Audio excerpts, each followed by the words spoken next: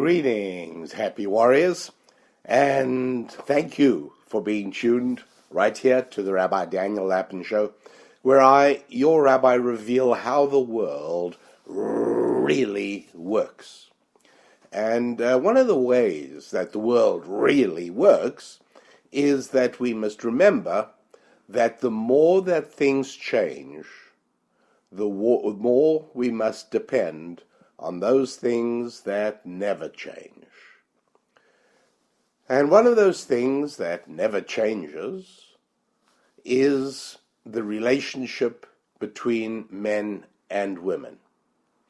Oh, social conditions change, and various groups, many with influence, attempt to indoctrinate women and men into thinking that things have changed. For instance, one of the charges that is frequently laid at the feet of men is, well, you're a sexist, and sometimes they follow it up with the appellation of a barnyard animal. You're a sexist. Something. It doesn't matter.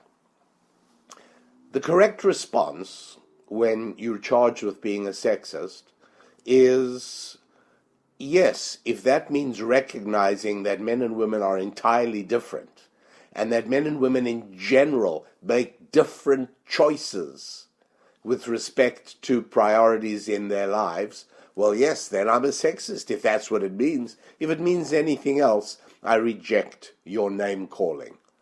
Yes, there are differences. Nature is sexist. Nature notices a difference between men and women.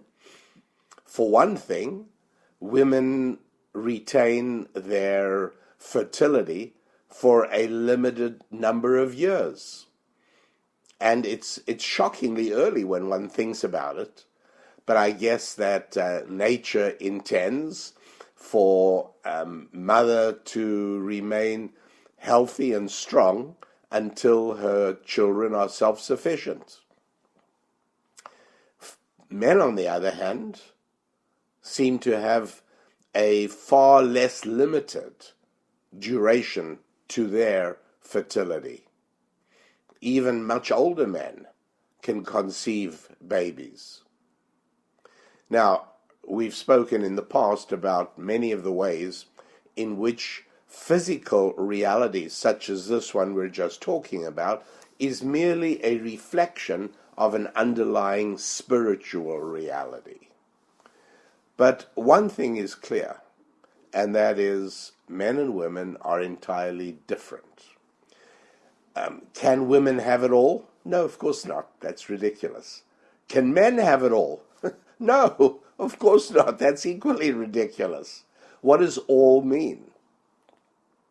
Well, if it means material comfort, and last week we spoke a little bit about what material comfort means and the eternal struggle to extract a living from an often reluctant earth, is it possible to have the living, the material aspects of living, while also having the purpose-giving, meaning-imparting human relationships, mainly family, that lie at the heart of everything? Our book, The Holistic You, which if you haven't looked at, I strongly recommend that you go onto your favorite book-selling website, and since the most famous one is not an advertiser on this show, I shall not name them, but you know who you are.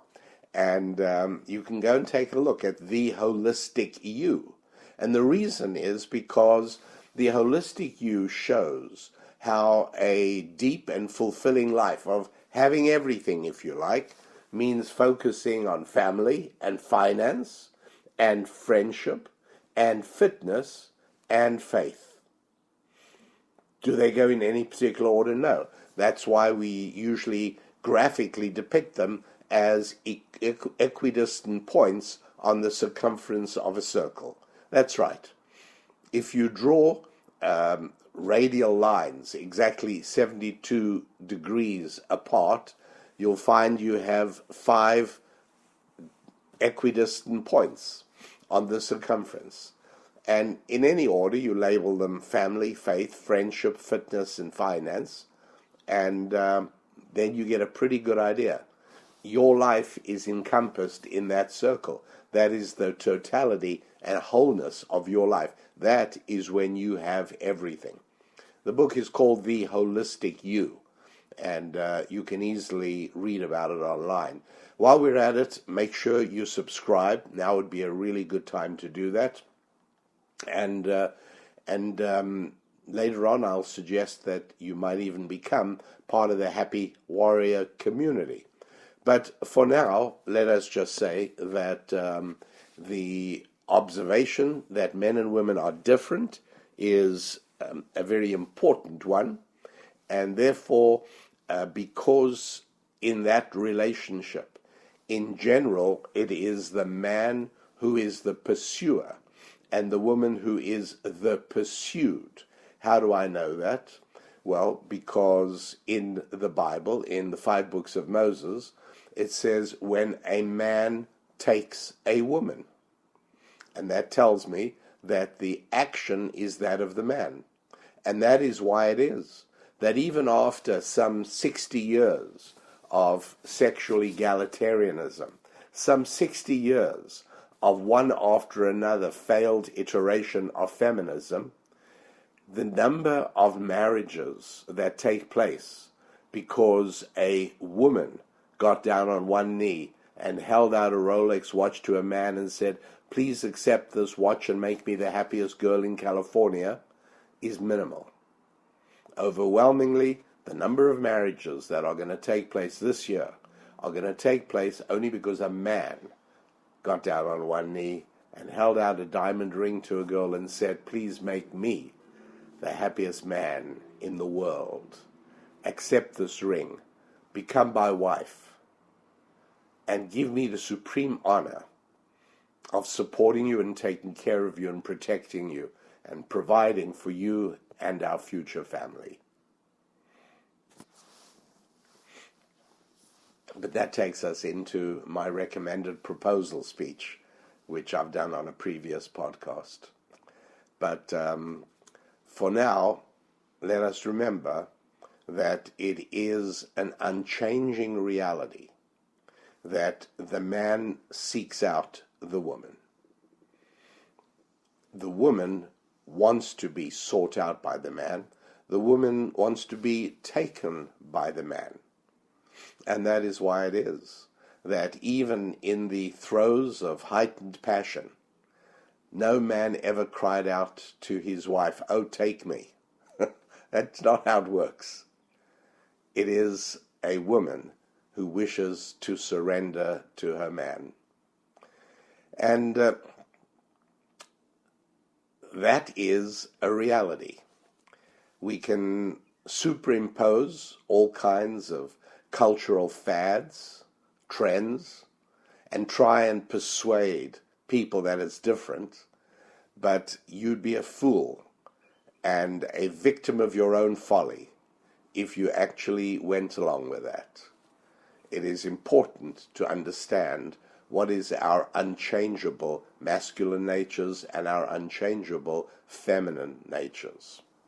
Now, I want to tell you, in other words, the topic of today's show is what do women really want? And if it's just going to be Rabbi Daniel Lapin's opinion, well, then I'm not really sure that you're not wasting your time.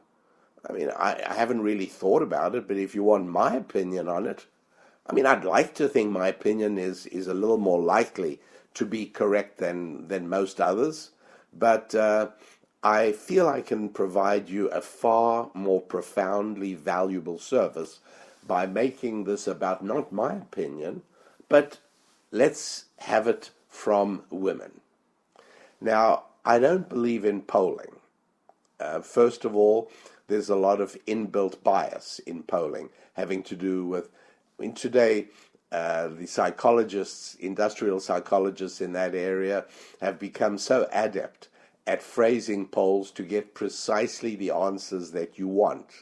And again, not necessarily from every single person, but if you're going to poll 1,000 people, you can arrange things that you'll get 700 of them giving you the answer you want. So I don't like polls. I also don't like polls because respondents very often tailor their responses to what they think the pollster wants to hear or what they think the public would think about them. We saw that phenomenon in the political polling of 2016. And it was very, very clear then that the pollsters predicting Hillary Clinton's win were all wrong. That was because people, particularly if they were men and their wives were present, turns out they were reluctant to acknowledge publicly that they were going to vote for Donald Trump. We may have a little bit of the same thing going now. So I don't believe much in polling, but I'll tell you what I do believe in. I do believe in people valuing their money. I think that is an unchangeable reality of human nature, because we all recognize and understand that our money is real.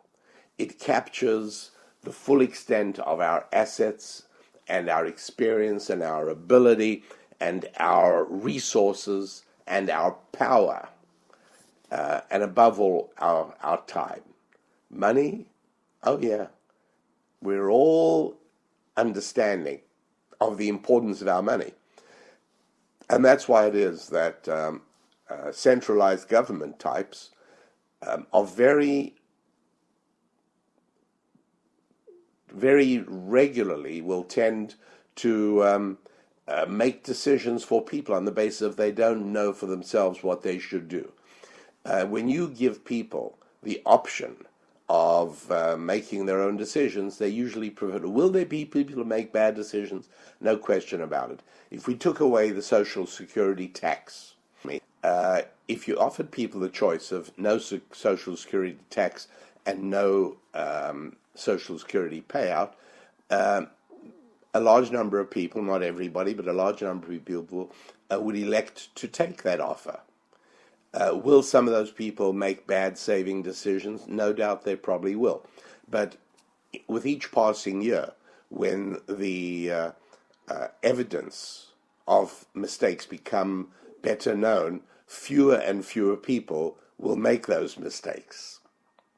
And we'll end up with more of a system that is freedom-based and will remove the trailing liability that threatens to bankrupt America's Social Security system. People are much better with their own money than government organizations believe they are. And that is a fundamental truth. That is one of those reliable things that you can count on because it's unchanging. So, for instance, imagine, if you will, that you are a marketer. Let's say you've got, let's say you've got an audience of people on your mailing list, or you've got a certain population that you know visits your store once every 6 months or whatever it is, and you're trying to decide, should you stock up with more pink sneakers with lights that flash when you walk, or should you stock up with more black wingtips? You could take a poll, have a postcard, and anyone who comes into your store, you can ask them to please make a check mark whether you'd be more likely to buy pink sneakers or black wingtips. You could do that. It would be nearly as useful as doing a test, getting a certain number of each, trying to sell them both, and see which sell to your population market quicker and better. In other words, when it comes to spending money, people are much more honest and careful and meticulous about things that they really care about. That's how money works. It's one of its great advantages. And so when it comes to political polling, and it's I'm taping this. What is it? 4 months or so before the next presidential election in the United States, and as you can imagine, the pollsters are having a field day. Every day, every week, they've got something new to come out. A few days ago was the calamitous televised CNN debate for Joe Biden, in which he performed in a way that confirmed the very worst fears that had been circulating about him. And and so polls went both ways. When you listened to the pundits before and after, there were certainly differences, but the most reliable, as in my opinion always, are the betting websites. And there's a whole bunch of them. I mean, I know of about 10 of them. I'm not sure to what extent betting on elections is legal in the United States of America. It may be by state, I'm not sure. But I know that in some places it's legal as long as the betting website is not US-based. There are a number of British-based websites that are accepting bets on the United States election, and there are also sites that compile the odds from these betting sites, and that, happy warriors, is where I look for predictions. And are the betting odds more accurate than the polls and the pundits? Absolutely, no question about it. Sometimes people say that political betting markets are a recent invention. They're clearly not.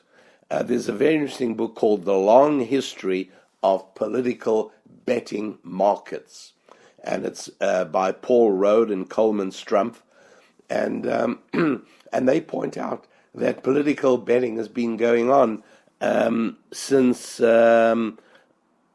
colonial times. It's been going on for a long time, and as a matter of fact, I will tell you that the 15 presidential elections between 1884 and 1940, betting markets only got it wrong once.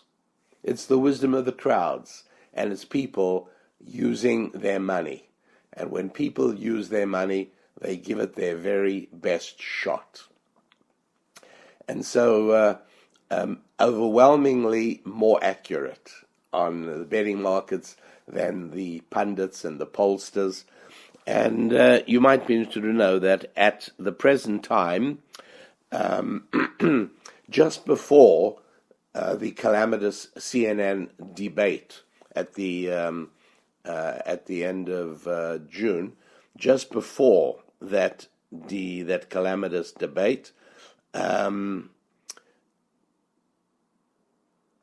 President Trump was at 55% likelihood of winning, and after the debate he went up to 60% chance of winning, went up 5 points. So not crazy, it wasn't a huge jump, but at the moment the betting sites have all been consistent on Mr. Trump winning. Now, why am I telling you this? We're talking about, and you'll pardon my voice, we're talking about what women really want. What's this got to do with betting workshops? Well, we can listen to polls, we can listen to feminist propagandists, we can listen to think tanks, we can listen to anything. But why don't we look and see how women spend their money? And I turn to what I call Professor Harlequin. What is Professor Harlequin? Well, Harlequin Publishers I think it's a Canadian-based publisher that for many, many years, decades, has been publishing women's romance novels. If you go in to a thing called a bookstore, Some of you may remember that from the olden days. But if you go into a bookstore, you will see a stand of Harlequin romances. And I find that to be a very solid and reliable indicator of what women really want. Let me give you some examples. This is fascinating. In 1960, I actually went back all the way to 1940, and the pattern is absolutely consistent. But I thought 1960, the revolution of changing America had not yet got underway. I usually date it to the best one can date, a major epoch. I usually date it to 62, the arrival of the birth control pill on the market, which had a profound impact. But 1960, listen to some of these titles. Peter Raynal, Surgeon. That's by Marjorie Moore. Meet Dr. Kettering. Okay, that one is a doctor-nurse romance. Queen's Counsel. Senior Surgeon. Dr. Halcott. 1960 was a big year for doctor-nurse relationships. Wife by Arrangement. Dr. Daring's Love Affair. Doctor's Wife in Secret. That's by Anne Vinton. I just mentioned the authors to let you know that the authors are all women. Castle in Corsica. And this one is about a Greek aristocrat who's inherited a family castle with great wealth in Corsica, and along comes this young British or American girl tourist. Anyway, you could write it as well as I could. Choose the one you'll marry. Here's another doctor one. Love the Physician. That's by Hilda Nixon. Winter's Bride. Right, you can figure how that one goes. I jump ahead 20 years and we can look at 1980. The Man on the Peak. You get the idea there. The Master of Craig Hill. A Dangerous Man. Man of the High Country. Shadow of an Eagle. Dangerous Marriage. That one's by Mary Wibberley. Marriage by Capture. You like that one? Remember I just told you about when a man takes a woman, the book of Deuteronomy? Marriage by Capture. That's by Margaret Rome. Harlequin romance novels, 2000. Husband Potential. The Feisty Fiancé. How about this one? The Billionaire Daddy. That's by Renee Rosell. An Arranged Marriage. Her Secret Bodyguard.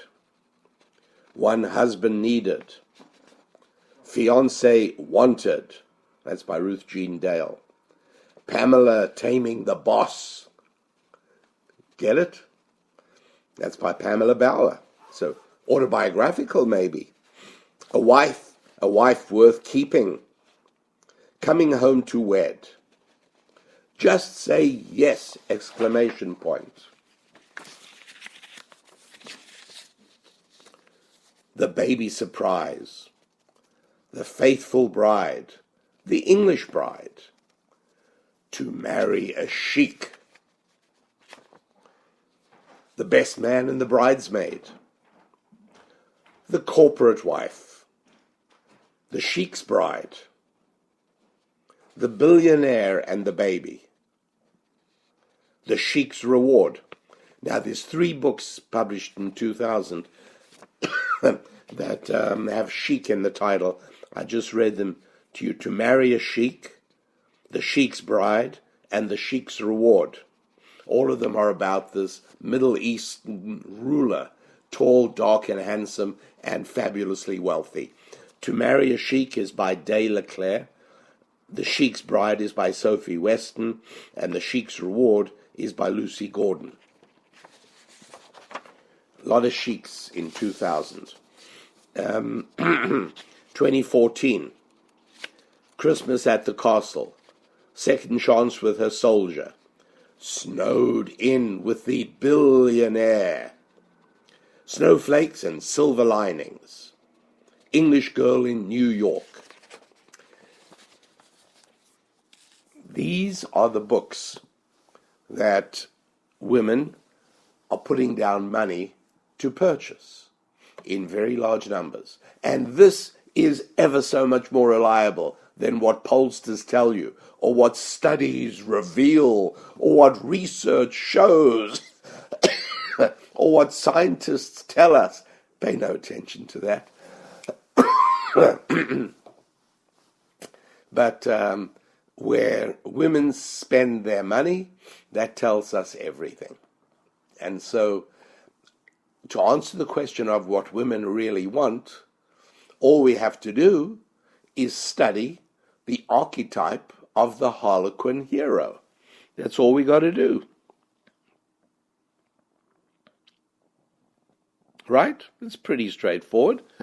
So let us consult Professor Harlequin, the eminent sociologist, who unerringly reveals what women really want. First of all, the Harlequin hero, he is moneyed. No question about that. No exceptions to that. None whatsoever. Isn't that strange? That's compelling. But it's not entirely surprising, because I had the opportunity to study a paper in evolution and human behavior. And what they did there was a fascinating study. It involved 1 million men and 1 million women. It was a computer simulation of marriage. They had statistics on 2 million people, half of each sex. And they had statistics on marriage, childbearing. They had statistics on income and assets. And let me just give you the summary of it. It's a really easy study to find if you want to study it in greater depth than I'm telling you about. The Institute of Family Studies is where I started my search, and I found it quite easily from there. And what did they find? That marriages happened most between high-income men and lower-income women. Marriages happened least between high-income women and low-income men. That's a reality. Am I being sexist for telling you this? I'm being honest and truthful. Sure. Money and marriage go hand in hand, or as we call it in our book, The Holistic You, we call it family and finance, because we wanted 5 F's. But if I was writing about just the two of them, I would have said money and marriage. Those two are inextricably and importantly linked together. And I find very interesting the many newspapers, particularly British papers, and also magazines, run the agony column. You know, Dear Jane, this and this happened to me. What do you think? And one of the recurring themes is that we met when we were young, and he was an artist. She writes, and he was so dedicated to his art, and he was so dedicated, he was painting so expressively and so beautifully, and many people showed interest in what he was doing, and I really believed that he was making progress and going to become a great artist. And we got married, and now 3 years later, we're living in a small apartment, still with our old furniture from when we were students. And I'd like to get more furniture, but I'm the only one bringing in income. He's home most of the day, or he's going to art galleries. He's not producing any money at all, and I can't take it anymore. And and Jane or Auntie or whoever's going to answer provides the best answer they can. Seldom correct and accurate, seldom helpful. But this is a very, very common story. An idealistic girl marries guy who she believes is going to be something, and it doesn't pan out. And he turns out to be somebody with very little ambition, and she's not happy. She's not happy at all. Do you think she needs therapy? No, she doesn't need therapy. She's exactly right. She's exactly right to be feeling unhappy. Does this make her a gold digger? Does this make her a lesser person? No, my friends. When women evaluate a man by money, they are being very smart and very correct and very appropriate and very proper. There's nothing wrong with it at all. Gold digger? Rubbish. It's a slur and it's a mean appellation. It's not true at all. It's because money is one of the finest barometers of a man's priorities and of how he's been spending his time. And so if a woman marries a man and he's, I don't know, shall we say 25, by that point, he either should have a few dollars or he should have something that has him on the road. Maybe he's in the final year of an internship or a residency or something, and in 18 months' time he's going to be in position for a good salary, whatever it is. But a man at 25 who has not displayed any ambition or produced anything at all, and he is a helpless romantic, I have one message for guys in that situation. I really want to help you guys. If you're 25 or more and you're just not making any money, but you're doing what you love doing, you're working for a non-profit, or you're an artist, or you're a writer. If you would like to find the happiness of living with a good woman, then I have very simple advice for you, and that is get off your rear end and start doing something that is of obvious value to other people. How do we know if it's of obvious value to other people? Well, it's called money. That's right. And so when a woman evaluates a man in terms of money, it's not only how he's lived his life till now, it's what his priorities are. It tells us a lot of things. It tells us whether he's found a way to serve other human beings. That's just another definition of making money. It tells us if he gets on with other people. It tells us if he is good at building and keeping relationships going. And so that is all very, very important. And so no, it's not that she's a gold digger. She knows deep down that money is meaningful to men in a way it is not meaningful to women.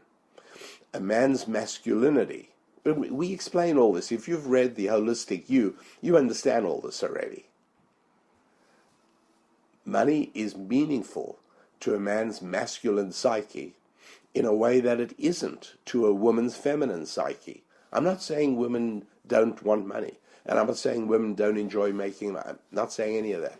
But I'm saying that if a man takes a financial hit, it affects his masculine identity. It might even affect his potency. But if a woman takes a financial hit, there is no problem at all with her femininity. It doesn't take any hit whatsoever. And so women who are low on wealth find it much easier to get married than women who are high on wealth. With men, it's exactly the reverse. Men who are low on wealth find it much more difficult to marry, and certainly to marry well, than men who are high on wealth. So when Professor Harlequin tells us that Harlequin heroes are all men with a few dollars, you can trust him. That is part of what women really want, and congratulations to women who are mature enough and smart enough to understand that. The next item on Professor Harlequin's list is he is principled and powerfully self-disciplined. He's not a little boy. He's a man. Power is a consequence of power applied internally. Self-discipline makes it possible to project power outwards. And all Professor Harlequin's heroes are men who are powerful, self-disciplined, and able to project that power, not tyrannically, but you know that already, I don't have to explain that to you. Sometimes it's a quiet power, it's a quiet strength, but it is there. And so, gentlemen, that self-discipline is hugely important. And we've discussed that also in the Holistic You, which I'm assuming you have already read. Another thing that Harlequin heroes have, he leads, she follows. She's feisty, she's not a pushover, but he unmistakably leads, and she finds it thrilling and delightful to be led. Lessons there for anyone who really wants to know what women want. The man, a Harlequin hero, has a mission. He's not just ambling through life, he has a mission. There's a measurable goal. He wants to save the family farm, or to save the family business, or he's doing something that is meaningful. He's building something. He's moving the world, and that makes it possible for him to move her world. He has a relationship with his family. Not necessarily everyone. Sometimes he has a broken relationship with his father. Sometimes she helps him mend that. That's another theme. So he is susceptible to her influence. He's not riding roughshod over her. Oh no. He is very able for her to influence him in very positive ways. He is okay with babies. You saw from some of those titles, The Billionaire and the Baby. I mean, it just keeps on cropping up. He's okay with babies. And I've spoken in the past about the strength of the family triangle. What is the family triangle? Think of father, mother, baby. Father, mother, baby. Typically, where is father's attention focused? Where is he most drawn? Father's most drawn to mother. He needs to be with her. He needs to feel intimate and close to her. Mother feels close and intimate to baby. And baby, well, baby ordinarily would feel drawn and close to mom. But dad builds a relationship with baby. And so the ultimate strength of the family triangle is where the woman goes against biology and focuses her attention and her longing on her husband. And the husband goes against his biological instincts. Yes, we human beings can and must overcome our biology. And he overcomes his biological instincts to be focused on her, and he focuses on baby. And then baby does exactly what baby's supposed to do, which is focuses on mom. And there you've got that rotating triangle of strength. Mother, shockingly and surprisingly, contrary to biology, is focusing on dad. Dad, contrary to biology, focusing on baby. Baby's too young to change his biology, and neither should he. And baby focuses on mommy. Mommy focuses on daddy. Daddy focuses on baby. And you've got an unmistakable and unbreakable triangle of strength going on there. And so these then are the hallmarks of Professor Harlequin's heroes. This tells us what women really want in a man. It's simple and easy to see. He is moneyed, He is principled and powerfully self-disciplined. He leads, she follows in a flurry of delight and ecstasy. He has a mission. He's purposeful about life. He has something of a relationship with his family. It may not be perfect, it may be flawed, but she helps to cure that. He is influenced by her to be even better. He can relate to babies, and he's good looking. I list that one at the end because the reality is it's the least important. One thing is for sure, and and you've seen this around as much as I have, there are very few men who couldn't do something to improve their personal appearance. They can and should do that. And so when women use money as a barometer of ambition and future focus and getting on well with other men and somebody who has vision and discipline and also power. Women do want powerful men, men who can lead them. That's a reality. How do I know all that? Easy. The famous Professor Harlequin, somebody who can be relied upon to tell us what women really want. You know why? Because women told him, and they told him in the most reliable way possible, with their money. And that is as far as we go today, which is perhaps just as well, because it seems to be about as far as my voice is going to carry us today. So thank you for being part of the show.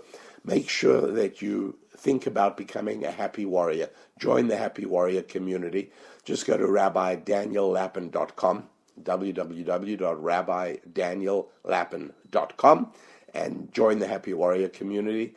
You'll find value in that. And make sure that you give people the gift of the book, The Holistic You, because it'll change their lives just as it is changing yours. Have a wonderful week, and until our next show, I want to wish you a wonderful week of progress with your family and your faith and your finances, your fitness and your family. God bless.